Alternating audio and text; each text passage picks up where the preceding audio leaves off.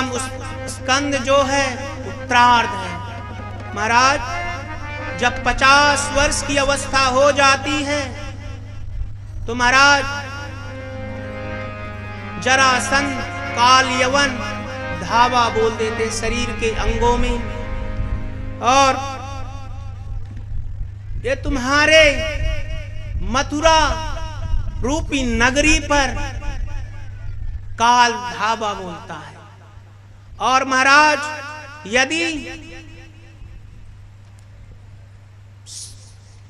Doctor की दवा लेते लेते 17 बार तो बच सकते हो, जब काल के साथ जरासंध आता है तो महाराज बचना बड़ा मुश्किल कार्य है। तो महाराज जो है राजा कंस की मृत्यु हो गई, तो उसकी अर्धांगिनी 2 थी, अस्ति और प्राप्ति। अपने पिता के पास आई और बताया उनका पिता का नाम जरासंध है। बताया कि हमारे पति को, आपके दामाद को महाराज कृष्ण ने मौत के घाट उतार दिया। और तुरंत महाराज अपनी सेना को जरासंध तैयार करता है। जब तैयार करता है और द्वारिका पे धावा बोल देता है, और महाराज जैसे लड़ाई करने के लिए आया, तब भगवान ने उसके सब सैनिकों को मार दिए, उसे छोड़ दिए, वापस गया। फिर महाराज अपने सैनिक तैयार किया, फिर आया। ऐसे करते करते 17 बार भगवान ने मार करके भगा दिया था। और 18वीं बार युद्ध करने आना था तो महाराज 18वीं बार युद्ध करने आना था तो ब्राह्मणों से पूछता है, हे ब्राह्मणों, हे ब्राह्मणों, मैंने कृष्ण से 17 बार लड़ा, हार गया, तो मेरा कुंडली तो देखो, मेरा कुंडली तो देखो। और तब ब्राह्मण कहते हैं, हे राजन, इसलिए हार जाते हो, थोड़ा आपका ये ग्रह जो शक्तिशाली है कमजोर है। बोले अच्छा, तो क्या करना पड़ेगा? इसकी पूजा करवानी पड़ेगी विधिवत। बोले अच्छा, तो क्या होगा, विजय मिल जाएगी क्या? बोले अवश्य राजन, नहीं मिली तो जानते हो फिर। बोले ठीक है राजन। और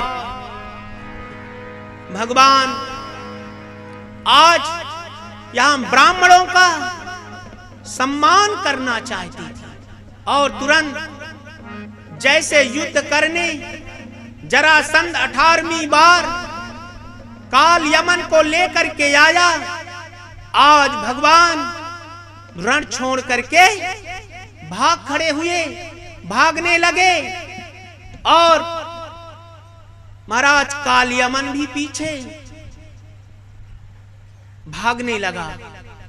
महाराज ब्रह्मा जी ने काल यमन को वर दिया था कि यदुवंश का कोई व्यक्ति आपको मार नहीं सकेगा। और भगवान भागते जा रहे हैं, दुपट्टा लहराते हवा में जा रहा है, काल यमन पीछा करते जा रहा है।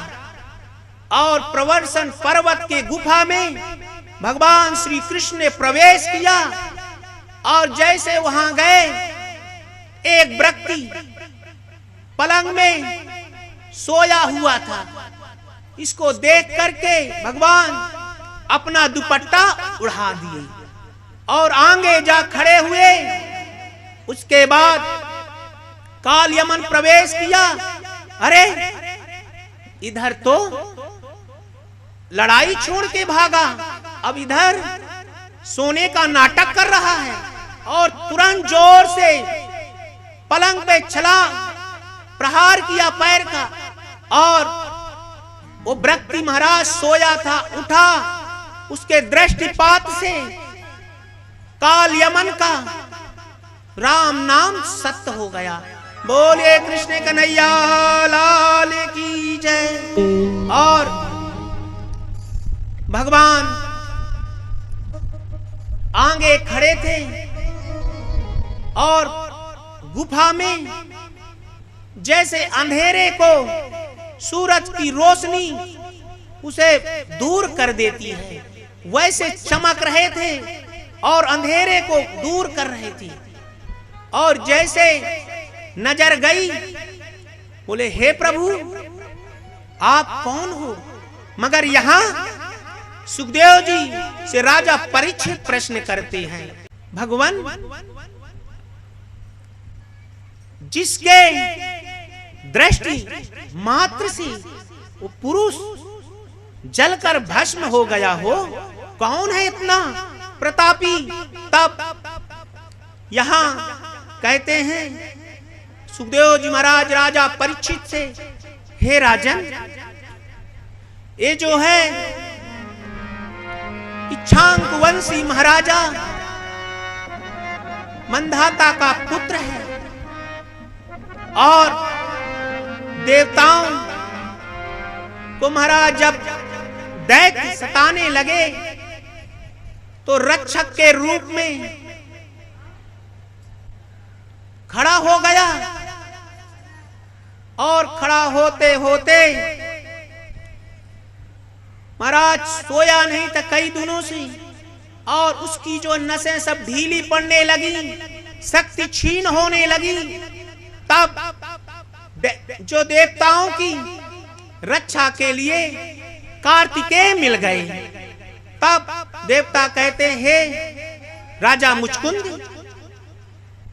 बहुत दिनों से आप सोए नहीं हो, और हम चाहते हैं विश्राम कर लो या कुछ वर मांगो।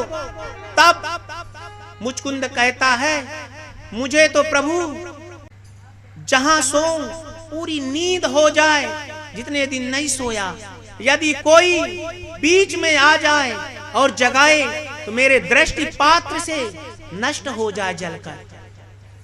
और उसके बाद यहां भगवान से मुचकुंद पूछते हैं, तो भगवान चुपचाप रहे। तब मुचकुंद कहता प्रभु मेरे बारे में यदि आप जानना चाहते हो तो मैं महाराज मंधाता का पुत्र मुकुंद हूं, और मेरी ये गति देवताओं के कारण हुई। मगर प्रभु आप कौन हो? तब कहते हैं ब्रह्मा जी की स्तुति के अनुसार इस बार मैंने वसुदेव जी के यहाँ पैदा हुआ तो मुझे वासुदेव भी कहते हैं, मगर मेरे जन्म कर्म की कोई गिनती नहीं गिन सकता। हो सकता है ए महाराज आकाश में जितने तारे हैं उतना उसे गिना जा सके, महाराज बारिश की कणों को गिना जा सके, और पृथ्वी में जितने धूल कण हैं उन्हें भी गिना जा सकता है। इसलिए वर्तमान बताया।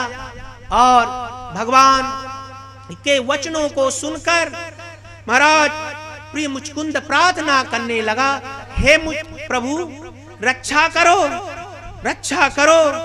और भगवान कहते हैं जब तुम युवा अवस्था में था बड़ा कामी और विलासी था, इसलिए जो महाराज काल के हाथों पिटता है तो उसे जन्म लेना पड़ता है। और उसके बाद इस जन्म में तुझे अपने धाम नहीं ले जा सकता, मगर जब दूसरा जन्म होगा तुझे अनन्य भक्ति की प्राप्ति होगी। और महाराज दूसरा जन्म हुआ और नरसिंह मेहता के रूप में अवतरित हुए। भगवान ने उनके वामन कार्यपुर के बोलिए भक्तवत्सल भगवान की जय।